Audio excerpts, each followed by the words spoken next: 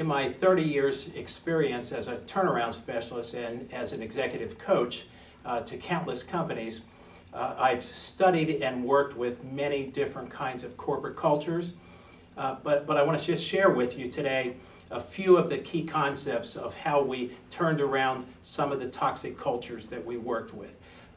Very simply, as we would go into a company, as I did over the years, I got the group together, introduced myself as their interim CEO or today as their Chief People Officer, and shared a simple concept. I shared with them that we were only going to make one change, and this change was a deal breaker if they didn't implement it.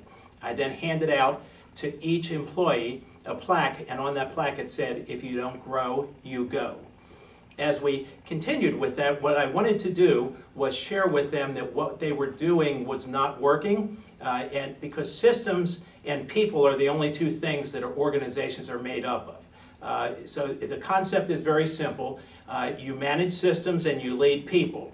The people affect the culture in a variety of ways. So our first point has to always be to look at the culture as it exists now. And since cultures are just, and organizations are just made up of people, the first culture that I wanted to look at is called they know, but they won't grow.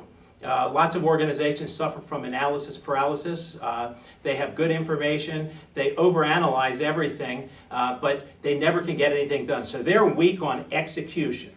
The second culture is they don't know they don't know. I sometimes jokingly call that culture the teenager culture, where they already think they know everything, but they don't know they don't know. And there's lots of, that'll be a very passive-aggressive, very conflict-free type of culture, but below the surface there's more conversations at the water cooler, at the coffee pot, than there are in actually getting things done. And the last culture is the one that drives people crazy, and that's all blow and no-go. That's a lot of fits and starts, a lot of false starts, a lot of new things, and no follow-through on finishing anything. So they're starters, but not finishers. So as I look at each of those organizations, which of those organizations do you work in? Which organization are you part of? And what can you do to make a difference? The real secret to success requires your own growth.